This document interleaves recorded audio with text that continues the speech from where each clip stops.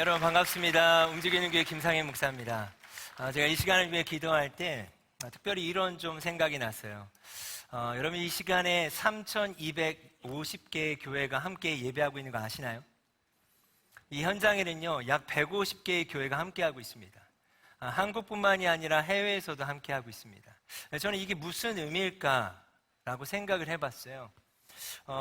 오늘 본문은 아니지만 열왕기상 18장 말씀에 보면 3년의 기근의 때가 있지 않습니까? 그런데 이 기근의 때를 끝내는 놀라운 일이 있습니다.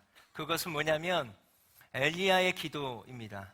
오늘 우리의 한 사람 한 사람의 기도가 그런 일들을 일으킬 수 있을 거라고 믿습니다. 아멘. 그러면 전 3,200개 또 150개 그 외에 개인적으로 함께 예배하는 이 시간 한 사람 한 사람이 손바닥만한 구름이라고 믿습니다. 믿음으로 이 말씀을 좀 선포하길 원하는데요. 제가 읽겠습니다. 그의 사환에게 이르되 올라가라 바다 쪽을 바라보라. 그가 올라가 바라보고 말하되 아무것도 없나이다. 이르되 7번까지 다시 하라. 7번째 일어서는 그가 말하되 바다에서 사람의 손바닥만한 작은 구름이 일어나이다. 이르되 올라가 아합에게 말하기를 비에 막히지 않도록 마차를 갖추고 내려가소서 하라 하니라. 조금 후에 구름과 바람이 일어나서 하늘이 캄캄해지며 큰 비가 내리는지라. 아합이 마차를 타고 이스라엘로 가니. 여러분 손바닥만한 구름이요 조금에 있으니까 바람이 일어나 그 구름들이 모이기 시작하고 그 구름들이 비구름이 되었던 것에 대한 말씀입니다. 그럼 이 시간 우리가 함께 이 현장뿐만이 아니라 열방에서 또 3,200여 교회가 또 개인들이 함께 교회하는 이 시간이요 저는 영적으로 성령의 바람이 일어나는 시간이라고 믿습니다. 아멘. 여러분 한 사람 한 사람이 남은 자라고 믿으십니까? 우리 그런 마음으로 옆에 지체에게 믿음으로 한번 선포할까요? 당신이 바로 손바닥만한 구름입니다. 아멘. 또 온라인으로 함께하고 있는 여러분 교회들을 향하여서 우리가 함께 좀 격려했으면 좋겠습니다. 네. 아멘 아멘. 오늘 그러한 일이 일어날 줄 믿습니다. 그 바람은 성령의 바람인 줄 믿습니다. 성령님의 그 바람을 타고 손바닥만한 구름들이 모이고 그것이 캄캄해지고 성령의 비가 내리는 기근을 끝내는 놀라운 일이 일어나길 소망합니다. 특별히 하나님이 저에게 주셨던 또 하나의 감동은 남은 자들을 향한 골방의 예배자를 격려하라는 마음을 주셨습니다. 레위기 6장 말씀을 제가 읽겠습니다. 제단 위에 불은 항상 피어 꺼지지 않게 할지니 제사장은 아침마다 나무를 그 위에서 태우고 번제물을 그 위에 벌려놓고 화목제의 기름을 그 위에 불사를 지며 불은 끊임없이 제단 위에 피어 꺼지지 않게 할지라. 여러분 아시지만 제사도 중요하지만 제사장의 임무 가운데 가장 중요한 것 중에 하나는 제사에 쓰일 불을 꺼뜨리지 않는 것입니다. 그럼 이 자리에 와 있는 분들이 바로 그런 분들이라고 믿습니다. 남들이 보이지 않는 곳에서 쉽지 않은 삶의 여정 가운데 타협하지 않고 무릎 꿇지 않고 주님이 허락하신 그 불을 꺼뜨리지 않는 여러분 한 사람 한 사람을 통해 로마서 12장 말씀에 보면 그러므로 형제들아 내가 하나님의 모든 자비하심으로 너희를 권하노니 너희 몸을 하나님이 기뻐하시는 거룩한 산 제물로 드리라. 이는 너희가 드릴 영적 예배니라. 너희는 이 세대를 본받지 말고 오직 마음을 새롭게 함으로 변화를 받아 하나님의 선하시고 기뻐하시고 온전하신 뜻이 무엇인지 분별하도록 하라. 여러분 그 지켜진 불, 지켜낸 그 불이 여러분 오늘 우리 스스로 우리 모두가 또 한국교회와 열방의 청년들이 제물이 되어 드려지는 산 제사가 될 줄 믿습니다. 여러분 소망하십니까? 우리가 하나님을 제한하지 않았으면 좋겠습니다. 우리 그런 마음으로 옆에 지체에게 우리 성령님을 제한하지 맙시다. 아멘. 성령님을 제한하지 맙시다. 자, 오늘 말씀의 제목은요 청년이의 일상에서 교회로 일어나라입니다. 특별히 한 주간의 제목이기도 하죠. 일상에서 선교적인 삶이 일어나는 거, 우리가 선교사로 일어나는 거. 여러분 그것이 무엇일까요? 같은 말이라고 생각합니다. 어떻게 해야 우리가 선교적인 삶을 시작할 수 있을까? 어디서요? 우리의 일상. 여러분 일상이라는 것은 어떤 것일까요? 매일 반복되어 일어나는 곳입니다. 매일 지극히 평범한 삶을 살아가는 현장입니다. 어떻게 이 현장이 선교적 삶이 되고 어떻게 이 현장이 나의 교회가 될까? 여러분 그런 마음을 함께 나누고 싶습니다. 제가 최근에 알게 된 단어 중에요 MAD라는 단어가 있습니다. 매드죠, 매드. 여러분, 이건 그냥 이 단어만 들으면 미친이지 않습니까? 미친? 뭔가 우리 청년들을 생각하면 여러분, 이 단어쯤은 있어야 되지 않겠습니까?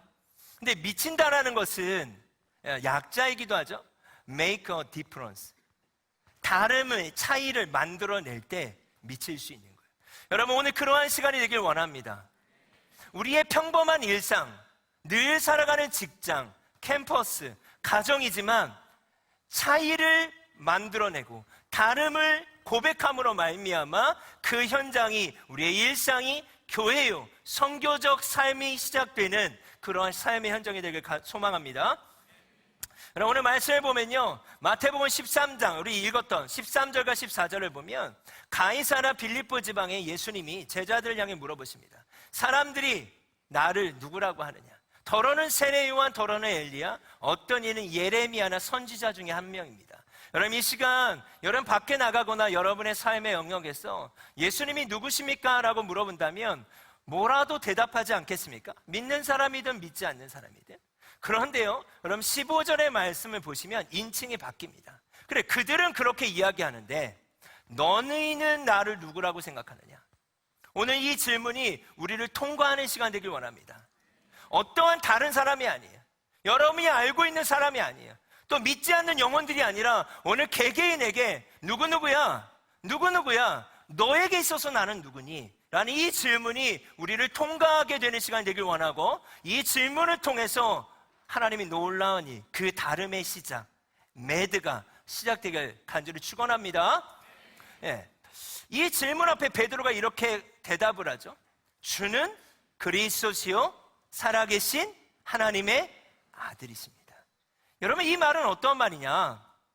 더러는 이렇게 이야기하고 더러는 이렇게 사람들이 이야기하는 예수님이 아니라 예수 그리스도는, 주님은 그리스도십니다. 그냥 그리스도가 아니라 구약부터 예언된 살아계신 하나님의 아들이신 그리스도입니다. 자, 이 고백을 했더니 예수님 뭐라고 말씀하십니까? 바요나 시몬아, 내가 복이 있다. 너무 잘했다라는 거예요. 그런데 한 가지를 말씀하십니다. 이를 내게 알게 한 이는 혈육이 아니라는 거예요. 혈육이 아니요 뭐라고 말씀하십니까? 하늘 아버지께서 내게 말씀하신 것이다. 알려주신 것이다. 여러분, 오늘 그러한 일들이 일어나길 원합니다.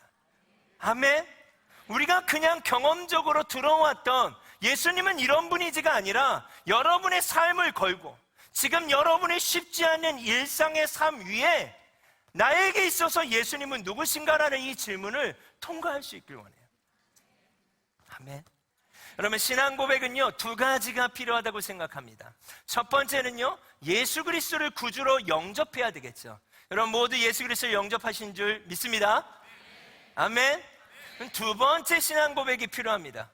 그렇다면 예수 그리스도를 영접한 우리가 일상에서 어떻게 삶을 살아갈지에 대한 고백이 필요한 거예요.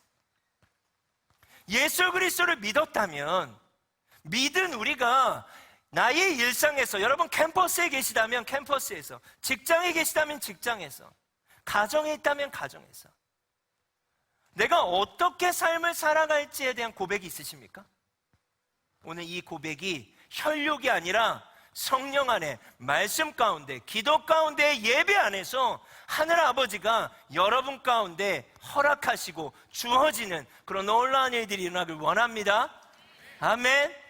여러분, 이 2가지 고백이 우리의 고백이 될 줄 믿습니다. 우리 마태복음 16장 18절의 말씀은요, 우리 같이 한번 합독했으면 좋겠습니다. 시작. 또 내가 내게 이르노니 너는 베드로라. 내가 이 반석 위에 내 교회를 세우리니 음부의 권세가 이기지 못하리라. 아멘. 여러분, 제가 개인적으로 가장 사랑하는 말씀 여러 개가 있는데 그 중에 하나예요. 여러분, 교회는 영원한 것을 믿으십니까? 교회의 영원성은 이 말씀 안에 있어요. 음부의 권세가 이길 수 없느니라. 교회가 무너지지 않는 것은요, 이 말씀을 통해 우리가 확인할 수 있습니다. 하나님의 교회는 무너지지 않습니다. 아멘. 네, 여기서 반석은 뭘까요? 내가 이 반석 위에 내 교회를 세운대요. 여러분, 반석이라고 하는 건요 고백입니다. 마태복음 말씀에 보면 반석과 대조적으로 나오는 게 뭐예요? 모래죠, 모래. 모래 위에 우리의 아무리 인생을 그리고 화려한 집을 지을지라도요, 여러분 우리가 알지 않습니까? 특별히 코로나라고 하는 쉽지 않는 3년 가까운 시간이 우리에게 주는 메시지가 있다고 여러분 저는 생각합니다. 최근요, 리더십에서 가장 화두가 뭔지 아십니까? 지속 가능성입니다. 지속하지 가능하지 않았던, 지속 가능성이 없는 것들이 무너지는 것들을 우린 코로나 시간을 통해서 경험했어요. 그렇다면 지속 가능성을 위해 필요한 두 가지가 있어요. 저를 한번 따라 볼까요? 해체, 재구성. 제가 책을 보며 기도할 때 이 코로나라는 시간이 개인인 저에게 어떠한 시간일까? 여러분, 저도 개인적으로 다 말할 수 없지만 정말 쉽지 않은 일들이 제 개인 안에 많이 있었던 것 같습니다. 아마도 여러분들도 그와 같은 일들을 경험하셨을 수 있을 거라고 생각합니다. 영원할 것 같았던 것들이 영원하지 않았고, 지속 가능하다고 믿어왔던 것들이 그렇지 않았던, 개인의 관계도 어려웠을 수 있죠. 자, 이건 어떤 시간일까요? 해체되는 시간이라고 생각합니다. 여러분, 해체라는 시간은요, 강력한 힘이 우리에게 주어지지 않고는 해체가 일어나지 않아요. 왜요? 우리 모두는 탄성을 갖고 있습니다. 익숙한 대로 살고 싶어요. 네, 익숙한 게 편해요. 그렇지만 내가 익숙하다고 생각하는 탄성을 넘어서는 어마어마한 힘이 나에게 몰아치고 다가올 때 그 힘에 의해서 우리가 당하는 것 같고 받아들여야만 같은, 내가 어찌할 수 없는 그 힘들이 우리를 해체시키는 거예요. 그런데 이 해체 다음에 가장 중요한 게 뭔지 아십니까? 바로 재구성이에요. 하나님이 우리 모두에게, 청년들인 여러분에게 기회를 주셨다고 믿습니다. 제가 청년들을 생각할 때 참 마음이 아파요. 어떤 부분에 마음이 아픈가? 여러분이 선택해서 얻어진 고통이 그리 많지는 않은 것 같아요. 그러나 여러분들이 받아들이고 주어진 고통들이 더 많은 세대인 것 같습니다. 그러나 교회는 영원하며 하나님의 나라는 쇠하지 않음을 여러분 믿으십니까? 그렇다면 우리에게 필요한 게 뭘까요? 그 현상을 받아들이는 게 아니에요. 현상이 우리의 진리가 아닌 줄 믿습니다. 우리에게 허락하신 말씀이 있고 우리 안에 성령님이 함께 하신다면 우리에게 주어진 고통과 이 어려운 해체의 상황들 가운데 해석할 수 있었으면 좋겠어요. 왜 나에게 이런 어려움을 허락하셨는가? 여러분, 모래 위에 지은 것들은 무너지는 거예요. 여러분, 이 시간들을 통하여서 다시 한번 진리 위에, 반석 위에 우리의 삶이 다시 세팅되고 재구성되는 시간이 되길 원합니다. 이 시간을 통하여 지속 가능한 거예요. 그걸 저는 뭐라고 표현하고 싶은가? 바로 교회다라고 말하고 싶습니다. 여러분의 삶이 교회가 될 때, 여러분의 일상이 교회가 될 때 음부의 권세가 이기지 못할 것이라고 하는 지속 가능한, 아니 영원한 그 복음과 진리가 우리를 자유케 할 줄 믿습니다. 여러분, 너에게 있어서 나는 누구냐? 이게 아주 오늘 중요한 질문입니다. 이 질문 가운데 베드로는 대답했어요. 여러분, 일상의 신앙 고백이 필요하다고 제가 두 번째 도전 드렸는데, 여러분의 삶에서 예수님은 누구십니까? 여러분의 삶에서 하나님은 누구십니까? 이 질문 가운데 여러분이 오늘 대답할 수 있다면 이 고백 위에, 반석이 고백이라고 했죠? 이 반석 위에 내가 교회를 세운대요. 세우다라고 하는 동사는요, 내가 세우겠다라고 하는 뜻의 하나님의 의지가 담겨 있어요. 내가 세울 것이다. 우리가 해야 되는 역할은 뭘까요? 하나님, 내 삶이 정말 쉽지는 않습니다. 내가 캠퍼스에서, 직장에서 그리스도인으로서 살아가는 게 너무나 넉넉지 않습니다. 그럼 어제의 말씀으로 본다면 질그릇이 깨져야 그 보배가 드러나는 거 아니겠습니까? 다니엘과 같이 하나님 뜻을 정하고 삶을 살아간다고 하는 것이 자신이 없고 두려울 때가 있습니다. 그것이 우리의 모습일진데, 하나님이 오늘 우리 가운데 요구하시는 것은 무엇인가? 그래, 안다라는 거예요. 주님도 알고 계시다라는 거예요. 근데 그 가운데 나는 누구니? 너희의 그 어려운 환경 가운데 너희가 두렵다라고 말하고 피하고 싶고 도망가고 싶다라고 말하는 지극히 평범한 너희의 일상에서 도망가지 말고 그 일상에서 너에게 있어서 나는 누구냐라고 질문하시는 그 하나님의 음성 앞에 혈육이 아니라 하늘 아버지께서 오늘 우리에게 입술을 터뜨리시고 고백해 하시길 원하며, 그 고백을 받으시는 하나님께서는 약속을 해주시는 거예요. 내가 너희의 고백 위에 내 교회를 내가 세울 거야. 그리고 음부의 권세가 이기지 못하게 할 거야. 여러분, 이것이 교회의 영원성이며 지속 가능한 모델이라고 믿습니다. 아멘. 아멘. 우리 옆에 지체에게 믿음으로 한번 선포할까요? 하나님이 그 교회를 당신을 통해 시작하실 것입니다. 우리 한 번 더 뒤에 계신 분에게도 같이 한번 고백할까요? 하나님께서 그 교회를 시작하실 것입니다. 아멘. 여러분, 그렇다면 이 고백을 오늘 하나님께 드려야 할 텐데, 이 고백이 어떻게 시작될 수 있는가? 특별히 여호수아 말씀을 통하여서 우리 한 가지 한 가지 체크하고 반응하고 또 결단하는 시간으로 나아가길 원합니다. 첫 번째는요, 광야 한가운데서 말씀을 발견해야 합니다. 여호수아 1장 1절 말씀, 우리 믿음으로 한번 합독하겠습니다. 시작. 모세가 죽은 후에 여호와께서 모세의 수종자 눈의 아들 여호수아에게 말씀하여 이르시되. 아멘. 여러분, 여호수아는요 모세의 수종자였습니다. 수종자라는 말은요 가장 옆에서 모든 것을 다 본 자입니다. 그럼 모세가 얼마나 위대한 사람입니까? 모세가 죽은 지 약 한 달 정도 지났을 때 여러분, 하나님이 하신 말씀이에요. 그러니까 한 달 정도 슬퍼하고 있는 이 광야 한가운데 있는 공동체에게 하나님이 말씀하세요. 여호수아에게 말씀하세요. 첫 번째 음성이 무엇인가? 여호와의 종 모세가 죽었다. 여러분, 이 음성이 우리에게 위로가 되길 원합니다. 여호수아가 생각할 땐 지금 환경이 너무나 쉽지 않은 거죠. 모세가 죽었어요. 출애굽 1세대들이 이제 없어요. 남아있는 건 광야 한가운데예요. 그리고요, 여러분, 광야 한가운데서 이스라엘은요 수치를 당하게 됩니다. 여러분, 처음 출애굽했을 때만 해도, 모세가 출애굽했을 때만 해도 민수기의 말씀에 보면 발람과 발락의 사건이 있지 않습니까? 얼마나 하나님이 두려웠으면 선지자들을 로비해서 저주해달라고, 우리를 보호해달라고까지 이야기하죠. 10가지 재앙을 일으키시고 홍해를 가르신 그 하나님이 너무 두려운 거예요. 그랬던 하나님, 그랬던 이스라엘 가운데 10년이 지나도 광야, 20년이 지나도 광야, 30년이 지나도 광야인 거예요. 사람들이 이제 이야기하기 시작하는 거예요. 너희의 하나님은 어디 가셨어? 보이지가 않는데? 그렇게 엄청난 기적을 일으키신 하나님이 보이지 않는데? 여러분, 언젠가 제가 이 말씀을 읽는데 참 개인적으로 너무 마음이 아팠습니다. 왜 마음이 아팠는가? 한국 교회 같았어요. 수많은 기적과 이적들을 경험한 한국 교회입니다. 유럽은요 교회가 부흥하고 쇠퇴하기까지 약 500년이 걸렸다고 합니다. 근데 한국 교회는요 3, 40년 안에 부흥과 쇠퇴를 함께 경험한 아주 특별한 교회라고 합니다. 하나님이 정말 기적 같은 일들을 한국 교회 가운데 허락하셨는데, 어느덧 여러분, 우리의 일상의 삶에서 우리가 듣고 있는 소리들이 있지 않습니까? 교회를 걱정하고 교회가 그래서 되는가? 어찌 보면 광야 한가운데 남겨져 있는 여호수아의 세대와 같다. 약속의 땅에 들어간 것도 아닌데 주어진 고통의 문제가 너무나 많고, 들리는 소리는 너희는 아직도 애굽에 있니?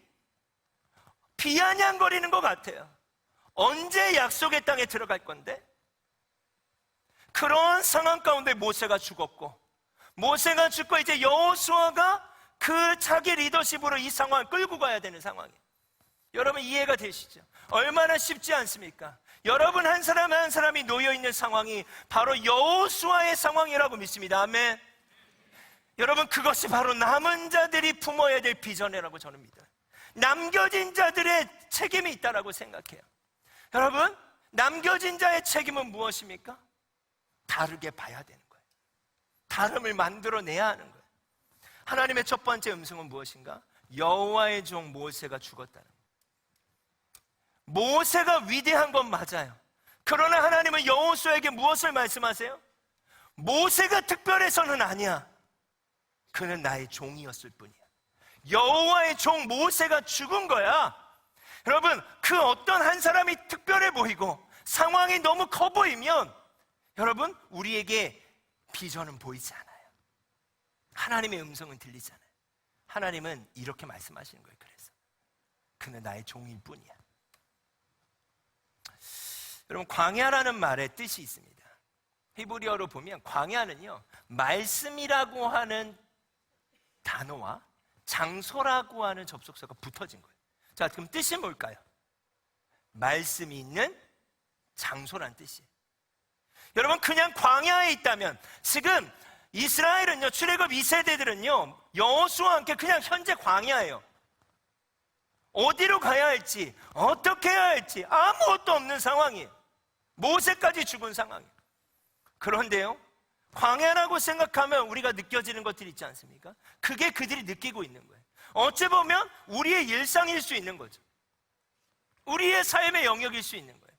그러나 첫 번째 우리가 나누길 원하는 것은 무엇입니까?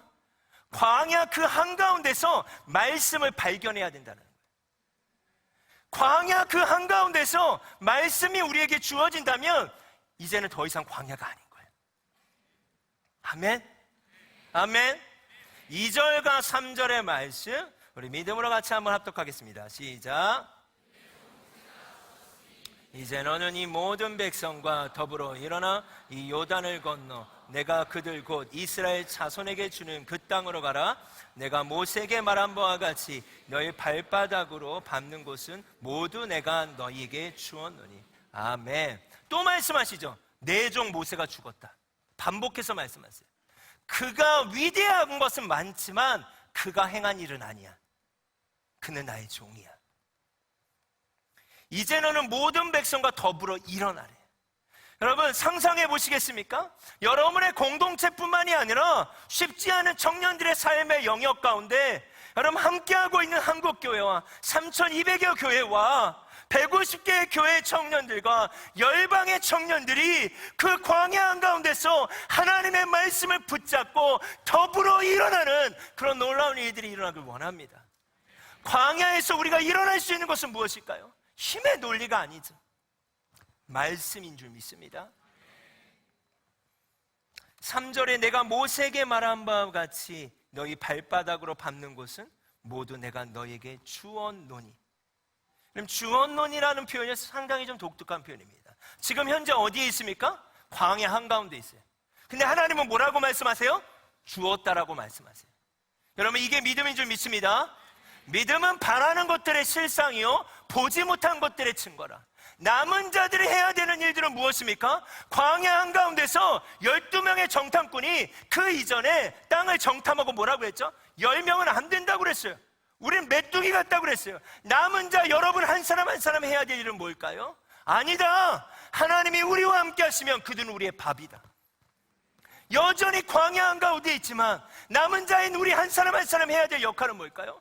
그 약속의 말씀을 붙잡고 우리는 광야 한가운데 있지만 그 땅을 하나님은 우리에게 주셨다라고 하는 믿음이 있어야 돼요. 이 두 가지의 시점이 다 필요해요. 여전히 광야예요. 여러분의 일상에서 도망치지 않았으면 좋겠습니다. 여러분이 도망치는 장소가 썬데이 예비지 않았으면 좋겠어요. 아멘. 우리가 주일에 모이는 이유는 무엇입니까? 그 힘을 가지고 일상으로 흩어지기 위해서 모인다고 믿습니다. 아멘. 남은 자인 우리 한 사람 한 사람이 이걸 포기해서는 안 되죠. 하나님이 우리에게 무릎 발바닥으로 밟는 땅을 너희에게 이미 주셨대요. 가지 않았지만 이미 주셨대요. 그러면 뭘 붙잡으라는 걸까요? 약속과 말씀을 붙잡으라는 거예요. 여러분 믿으십니까? 두 번째 같이 한번 따라할 거예요. 말씀을 붙잡고 걸어가야 한다. 광야 한가운데서 여러분 말씀 하나님의 약속을 붙잡았다면 여기서 끝내면 안 되죠. 그 말씀을 붙잡고 걸어가야 되는 줄 믿습니다. 5절에서부터 9절까지의 말씀에 보면요, 강하고 담대하라, 강하고 담대하라, 강하고 담대하라. 이 말씀이요 9절까지요 3번 나와요. 강하고 담대하라, 강하고 담대하라, 강하고 담대. 3번이 나옵니다. 이 말은 뭐냐? 여러분 결코 쉽지 않다는 얘기예요. 자, 광야 한가운데 있었죠. 아무것도 소망할 수 없는 그 상태에 주어진 건 약속이에요. 말씀이에요. 그리고 내가 너와 함께 한다는 거예요. 두 번째 뭡니까? 그 말씀을 붙잡고 걸어가야 되는데 주님이 이렇게 말씀하세요. 결코 쉽지 않을 거야. 결코 쉽지 않을 거야. 그런데 5절부터 9절까지의 말씀을 잘 보시면 무엇에 대해서 강하고 담대해야 되는지에 대해서 말씀하세요. 제가 처음 이 말씀을 볼 때는요, 여호수아서 자체는 전쟁에 관한 책인 줄 알았어요. 이제 약속의 땅에 들어가면 엄청난 싸움이 준비되어 있고, 싸움을 하기 위해서는 칼을 갈고 창을 갈고 무엇인가 무기를 준비해야 되는 줄 알았어요. 저도 이전에 이전이라고 하니까 좀 이상하네요. 아직 젊긴 합니다. 네. 내가 청년일까? 막 이런 생각을 하는데, 여러분 주님 안에 우리가 다 청년인 줄 믿습니다. 아멘. 네. 그때는요, 그냥 이런 느낌 있죠. 내가 어떻게든 다 끝내버릴 거야. 네. 이런 마음이 있었습니다. 이런 마음이 있었어요. 네. 진짜 이런 마음이 있었어요. 근데 이 말씀을 보는데 하나님 뭐라고 말씀하시냐? 너희가 강하고 담대해야 될 지점이 있다.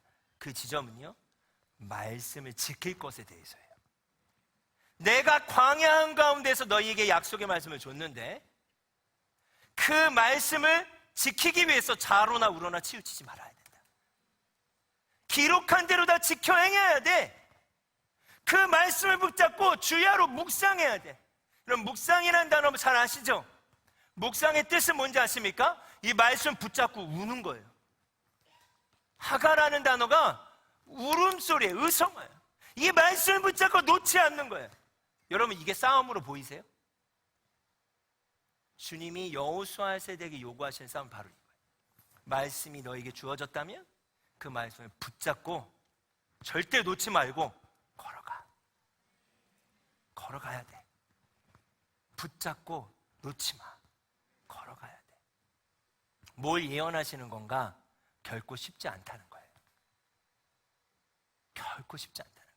우리가 일상에서 교회로 살아간다고 하는 거, 우리가 일상에서 선교적 삶을 살아간다는 거, 이런 결코 쉽지 않습니다. 3장으로 한번 넘어가 볼까요? 여호수아 3장 14절부터 17절. 백성이 요단을 건너려고 자기들의 장막을 떠날 때 제사장들은 언약궤를 메고 백성 앞에서 나아가니라. 요단이 곡식 거두는 시기에는 항상 언덕에 넘치더라.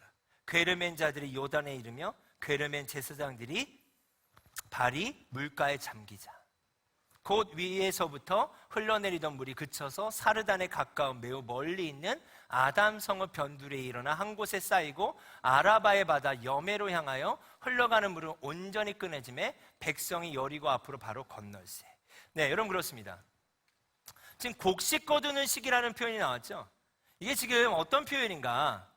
여러분 원래 곡식 거둔다는 건 늦은 비가 내리는 시간이에요. 이른 비와 늦은 비, 여러분 들어보셨죠? 원래 평소에는요, 요단강의 거리가요 2m에서 3m 정도 너비가 된다고 합니다. 근데 이 시기가 되면 몇 미터가 되는지 아십니까? 200m에서 1000m가 돼요. 여러분 건널 수 있겠습니까? 불가능한 상태예요. 건널 수 없는 상태예요. 여러분 어찌 보면 우리가 마주하고 있는 일상의 삶이 이와 같을 수 있습니다. 주어진 말씀은 있고 그 말씀을 붙잡고 걸어가야 하는데 걸어가야 되는 상황이 요단강과 같을 수 있다는 거예요. 그러니까 하나님은 여호수아 1장에 말씀하시는 거예요. 여호수아 세대의 남은 자인 우리에게 말씀하시는 거예요. 너희가 말씀을 붙잡고 삶을 살아간다는 거 결코 쉽지 않을 거예요. 여러분 여전히 모세의 시대를 추억하는 청년들이 있을 수 있습니다. 모세의 시대의 특징은 뭔지 아십니까? 기적이 먼저 주어져요. 10가지의 재앙이 먼저 주어졌죠? 홍해도 어떻게 됐죠? 갈라진 다음에 건너갔죠. 그런데 하나님이 여호수아의 세대에게 요구하는 방식은 다릅니다. 무엇을 요구하시는가? 기적을 먼저 보여주시지 않아요. 무엇을 요구하세요? 광야 한가운데서 주님이 허락하신 말씀을 붙잡고 순종할 때 그 기적을 일으키신다고 약속하십니다. 그게 지금 우리에게 놓여있는 일상이라고 생각해요. 여전히 주님 길을 내주시면 걸어갈게요가 아니라 여호수아 세대에게 하나님 말씀하시는 건 뭐예요? 너가 나의 약속의 말씀을 붙잡고 걸어가 봐. 순종하면 내가 그 길을 열을게. 그 상황이, 여러분 한번 생각해 보세요. 건널 수 없는 불가능의 상황이에요. 200m에서 1000m가 되는, 그리고 홍수와 같은 그 물살을 어떻게 건널 수 있겠습니까? 그때 뭘 기억하는 거예요? 내가 무릎 너희 발바닥으로 밟는 땅을 내가 너에게 준다고 했잖아. 강하고 담대하라고 했지. 강하고 담대하라고 했지. 강하고 담대하라고 했잖아. 나의 말씀을 지킬 것에 대해서, 자로나 우로나 치우치지 않을 것에 대해서. 여러분, 이것을 도전하는 청년들 되길 소망합니다. 여러분, 그때 어떤 일이 일어났어요? 발이 잠기자 그 물이 그치고 길이 낮은 것을 여러분 말씀을 통해 확인하지 않습니까? 이 경험들이 쉽지 않은 우리의 일상의 삶에서 일어날 수 있다고 믿습니다. 여러분, 세 번째 같이 한번 따라해 볼까요? 경험한 하나님의 이름을 선포하라. 고백하라. 예배하라. 여러분, 그렇죠. 여러분 생각해 보세요. 뭘 생각해 보시냐면, 마태복음 16장에서 너에게 있어서 나는 누구냐라고 물어본다면 여러분 뭐라고 대답할 거냐는 거예요. 여러분, 확신이라는 단어 아십니까? 확신? 확신이라는 단어는요, 확실히 믿는 거예요. 자, 예를 들어서 우리 형제님 저녁에 뭐 드셨어요? 돈가스요. 맛있었어요? 어떤 맛이었어요? 달콤한 맛. 먹다가 충분히 못 먹은 것 같아요. 아직도 그 맛을 상상하고 있는 것 같아요. 배고프신 분들 죄송합니다. 여러분, 이와 같아요. 먹어본 걸 어떤 맛이냐고 물어봤을 때 대답하는 게 어려워요, 형제님? 어려워요, 안 어려워요? 대답하는 게. 그렇죠. 어렵잖아요. 왜요? 먹어봤으니까. 고백하기 위해서 뭐가 필요해요? 경험이 필요해요. 여러분, 결혼하셔야죠? 연애라고 하는 경험이 필요합니다. 할렐루야. 할렐루야. 아멘이 이쪽이 크네요. 저쪽이 크네요. 네. 네. 사모하는 자에게 뭐 임할지는 모르겠습니다. 네. 왜? 고백이라고 하는 건 경험을 토대로 하죠. 연애를 해도 함께 사랑을 나눴던 그 시간들과 경험들이 다 프로포즈라고 하는, 너무 이렇게 표정이 흐뭇해 보이세요. 그 말씀을 집중했던 표정과 달리 뭔가 상상을 한번 해보는 막 이런 표정들이 막 느껴지는데, 이거예요. 너에게 있어서 나는 누구냐? 그냥 대답이 나오지 않아요. 여러분, 여호수아의 말씀을 통해 우리가 확인한 게 뭘까요? 여전히 광야 같을 수 있습니다. 그러나 여러분, 현상이 우리가 받아들여야 될 진리가 아닌 줄 믿습니다. 아멘. 아멘. 그 상황에 매몰되는 게 남은 자의 일이 아니죠.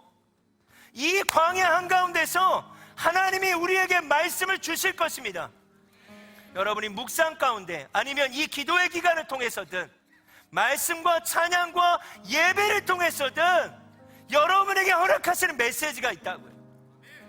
그것을 광야 한가운데서 붙잡는다면 더 이상 우리가 생각하는 광야는 아닌 거예요. 그건 뭐가 될까요? 하나님이 특별히 예비하신 장소가 되는 거예요. 말씀이 있는 장소. 그 말씀이 여러분에게 주어졌다면 어떻게 해야 돼요? 붙잡고 그 다음 어떻게 해야 돼요? 나아가야죠. 말씀을 붙잡고 나아가는 게 근데 쉬워요, 안 쉬워요? 강하고 담대하라는 거예요. 믿음이 필요해요. 언제까지 주님 길이 열리면 갈게요. 기적이 일어나면 갈게요. 지금 우리의 시대는 그러한 시대가 아닙니다. 하나님이 찾고 계세요. 나의 말씀을 붙잡고 순종할 자들을 찾고 계신다는 거예요. 그 한 사람이 여러분이었으면 좋겠어요. 여러분, 이사야 60장의 말씀을 보는데 제 마음이 너무나 아팠어요. 일어나 빛을 발하라. 아까 우리 찬양했잖아요.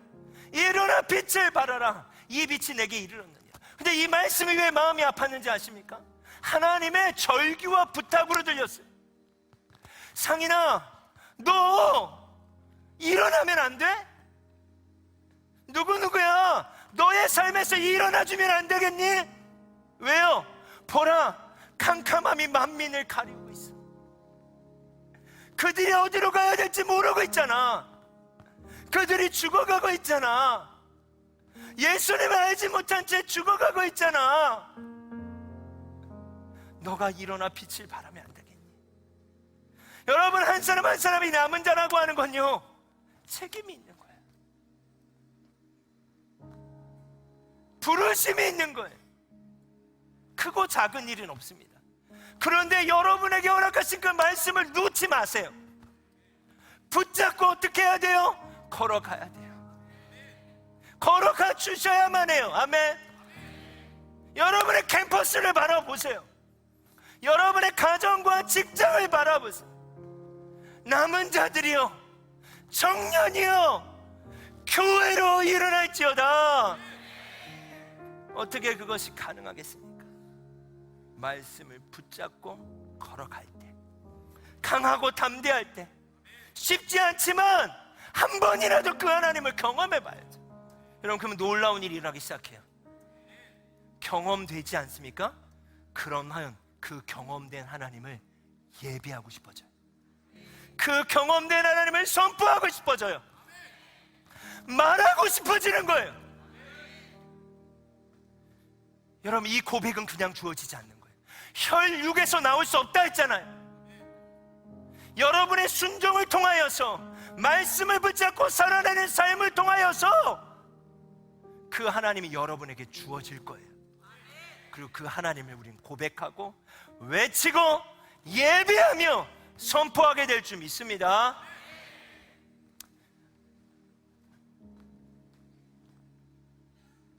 여호수아 5장 1절 말씀입니다. 같이 한번 우리 믿음으로 합독했으면 좋겠습니다. 시작.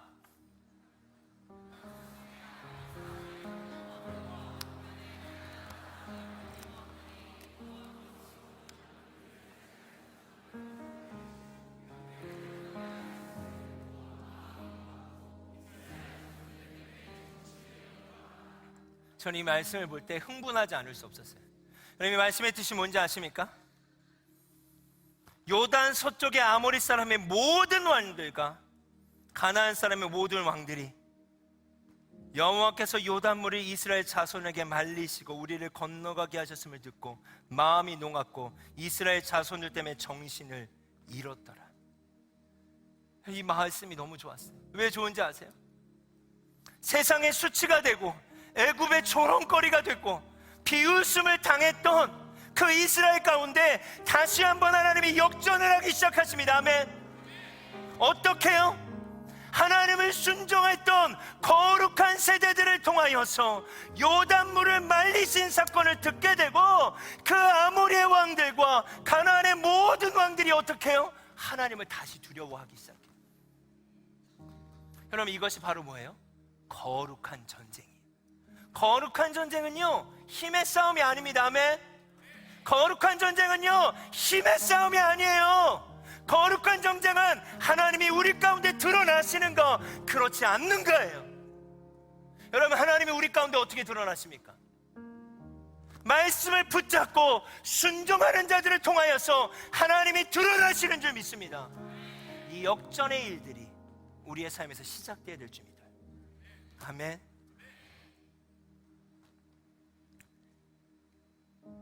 5장 2절, 그때 여호와께서 여호수아에게 이르되 너는 부싯돌로 칼을 만들어 이스라엘 자손에게 다시 할례를 행하라 하시매 그들이 어떻게 합니까? 할례를 행해요. 여러분, 한번 생각해 보세요. 요단강을 건넜습니다. 할례를 행하래요. 여러분, 할례가 뭔지 아시죠? 남자들만 할례를 행합니다. 그 이유는 광야에서 하지 못했기 때문에, 불순종했기 때문에. 근데 지금 할례를 행하면 이게 무슨 일이에요?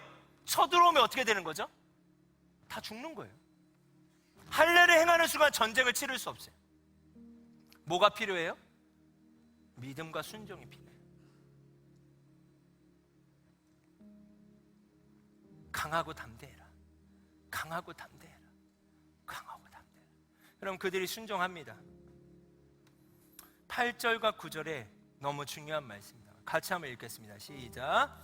그때 여호와께서 여호수아에게 이르시되 너는 부싯돌로 칼을 만들어 이스라엘 자손에게 다시 할례를 행하라 하시매 9절입니다. 여호와께서 여호수아에게 이르되 내가 오늘 애굽의 수치를 너희에게서 떠나가게 하였다 하셨으므로 그곳 이름을 오늘날까지 길갈. 여러분, 저는 청년들에게 중요한 부르심이 있다고 생각해요.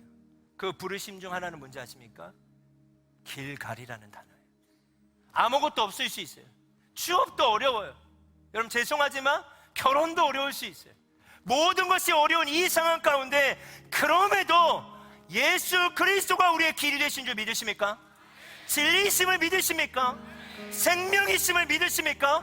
그것을 믿는 자들이 해야 될 중요한 부르심은 뭐예요? 애굽의 수치를 끝내는 거예요. 더 이상 교회가 조롱거리가 되지 않게 하는 거예요. 더 이상 여러분의 직장과 캠퍼스와 가정과 교회가 수치거리가 되지 않는 거예요. 여러분, 그들이 할례를 행해요. 낫기를 구해요. 엄청난 도전이요, 예배예요. 선포입니다. 그 가운데 하나님이 드러나시기 시작했어요. 근데 왜 이방의 왕들이 쳐들어오지 못해요? 왜 쳐들어오지 못한 거예요? 누가 두렵죠? 그게 거룩한 전쟁이에요. 이 일을 누가 할 것인가? 우리는 어떤 것들이 두려워서 하나님 말씀에 순종 못한다 하는데, 하나님이 우리 가운데 드러나시기 시작할 때 하나님이 두려워서 그들이 쳐들어오지 못하는 거예요. 이것이 바로 거룩한 전쟁이에요. 주님이 이 일을 한국교회 가운데 청년들을 통해 시작하길 원하신다고 믿으십니까? 그 사람이 여러분이 되길 원하십니까? 그 한 사람을 통해 주님이 시작하신다고 믿습니다. 아멘. 마지막으로 한 구절 말씀을 더 보길 원해요. 여호수아서 5장 10절에서 12절입니다. 우리 한 절 한 절 같이 한번 읽겠습니다. 시작. 또 이스라엘 자손들이 길갈에 진쳤고 그 달 14일 저녁에는 여리고 평지에서 유월절을 지켰으며 유월절 이튿날에 그 땅의 소산을 먹되 그날에 무교병과 볶은 곡식을 먹었더라. 또 그 땅의 소산을 먹은 다음 날에 만나가 그쳤으니 이스라엘 사람들이 다시는 만나를 얻지 못하였고 그 해 가나안 땅의 소출을 먹었다. 아멘. 이거예요. 여러분 생각해 보세요. 그들이 할례를 행했어요. 그런데 이방의 나라들이 무서워서 쳐들어오지 못해. 그게 5장 1절이었죠. 두려워 떨고 있는 거예요. 그 순간 그들이 경험했어요. 고백하기 시작해요. 뭘 고백해요? 우리 6월절에 예배를 드리자. 여러분 이 말씀을 자세히 보시면 6월 할례는 주님이 행하라고 명하셨어요. 6월절의 예배는 자발적으로 드린 거예요. 지금 여러분 이것이 여러분의 일상에서 시작되길 원합니다. 아멘. 여러분 여러분의 일상에서 이 고백들이 시작되길 원합니다. 6월절의 예배는 뭐예요? 이렇게 다 같이 모이는 거예요. 어린아이부터 모든 사람들이 할례를 낫기를 구하며 그들이 다 모여요. 그럴 수 있는 이유가 무엇입니까? 이제 더 이상 이방의 나라들이 두렵지 않은 거예요. 하나님이 그들 가운데 함께 하심을 경험한 거예요. 그리고 그 하나님을 고백하기 시작하는 거예요. 여러분의 삶의 영역에서 이 고백이 주어지게 되길 원합니다. 이 고백은 순종하는 자들을 통한 경험을 통해 이루어진다. 여러분 마태복음 16장 18절의 말씀, 우리 아까 선포했던 말씀인데요, 믿음으로 마지막으로 한 번 더 선포합시다. 시작. 또 내가 내게 이르노니 내가 이 반석 위에 내 교회를 세우리니 음부의 권세가 이기지 못하리. 아멘. 여러분의 삶의 영역에서 하나님의 말씀에 순종하며 순종한 자들을 통해서 주어지는 그 고백을, 여러분이 너에게 있어서 나는 누구냐라고 말씀하신 그 하나님의 음성 앞에 여러분이 고백하기 시작할 때 그 고백 위에 내가 나의 교회를 내가 세울 거야. 주님이 세우세요. 여러분 그거 느껴지세요? 내가 세울 거야. 내가 세울 거야. 주님은 이걸 기다리고 계시는 거예요. 누굴 통해? 여러분을 통해. 여러분 사진을 좀 봤으면 좋겠어요. 광야 사진을 보면요, 제가 오래전부터 이 사진을 마음에 품었어요. 여러분 광야 사진을 한번 보시면 그 사진이 다 갈라져 있지 않습니까? 우리 연상할 수 있죠. 생명체가 살 수 없어요. 근데 여러분 이제는 여러분의 일상이 이와 같다면 이곳에서 우리에게 주어진 말씀을 기억하시기 바랍니다. 아멘. 최근에 제가 결혼식을 갔는데 제 딸하고 갔어요. 네, 둘이 갔어요. 이렇게 손잡고 야외 결혼식이었어요. 근데 민들레 홀씨를 책에서만 보다가 제 딸이 발견하고 이게 불고 싶다는 거예요. 후, 이렇게 부는 거예요. 여러분 사진 한번 보시겠어요? 이와 같아요. 광야와 같은 그곳에 여러분 한 사람 한 사람이 성령의 바람을 타고 그 씨앗이 심겨질 때 여러분 어떤 일들이 일어날까요? 그게 어떻게 시작되는 거예요? 믿음의 고백 위에 시작되는 거예요. 힘과 능력과 돈으로 시작되는 게 아니에요. 여러분 미국 콜로라도 사막, 제가 참 좋아하는 사진이에요. 사막인데요, 기상 이변 현상으로 알 수 없는 폭우가 내리고 한 번도 피지 않은 꽃들이 피었어요. 다음 사진 보실래요? 너무 아름답죠? 한번 보실래요? 여러분, 여러분의 캠퍼스와 가정과 여러분 회사에 한 번도 피지 않은 꽃들이 피길 예수 그리스도의 이름으로 간절히 축원합니다. 그게 어떻게 시작되는 거예요? 여러분의 고백으로 시작될 것입니다. 청년이여 일상에서 교회로 일어나라. 청년이여 일상에서 선교사로 일어나라. 우리 함께 고백하며 주님 앞에 나아갑시다. 주님 이 시간 우리에게 그 새로운 마음을 부어주십시오. 성령의 감동을 부어주십시오. 여러분 그 한 사람이 여러분이심을 믿으십니까? 여러분이심을 믿으십니까? 예 주님, 제가 그 여호수아 한 사람이 되길 원합니다. 그런 마음이 있는 지체들이 우리 믿음으로 한번 일어났으면 좋겠습니다. 일어나라, 빛을 발하라. 하나님, 제가 그 한 사람 되길 원합니다. 우리 같이 한번 찬양하며 고백합시다.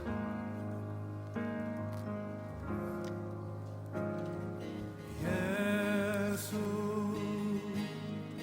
하나님의 아들, 아멘. 말씀으로 오신 주, 그 말씀을 믿는 자들마다 아멘. 새로운 마음 주시네. 예수 하나님의 본체, 예수 하나님의 하나님, 이곳에 손바닥만한 구름들이 있습니다. 3,200개의 교회, 150교회의 교회, 하나님 손바닥만한 구름들을 향하여 바람을 일으켜 주시옵소서. 날 찾아오셔서 예 주님, 새로운 마음 주시네. 우리의 마음 돌이켜, 우리의 마음 돌이켜 주의 말씀 앞에 우리에게 그 말씀이 있습니다.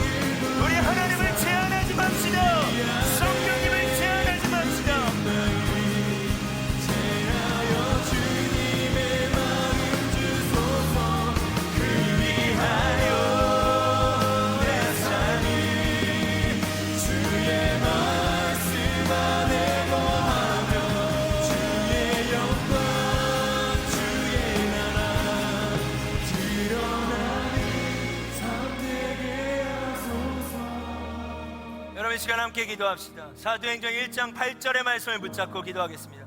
오직 성령이 너희에게 임하시면 너희가 권능을 받고 예루살렘과 온 유대와 사마리아와 땅끝까지 이뤄내 증인이 되리라. 여러분, 우리의 힘으로 할 수 없습니다. 그러나 우리에게 성령님이 함께 하십니다. 우리에게 권능을 주신다 약속하셨습니다. 우리의 삶의 영역인 예루살렘과 온 유대와 사마리아와 땅끝까지 이르러 우리가 증인될 수 있다 말씀하십니다. 우리 이 시간 주여 한번 부르짖고 함께 기도하며 나아갑시다. 주여!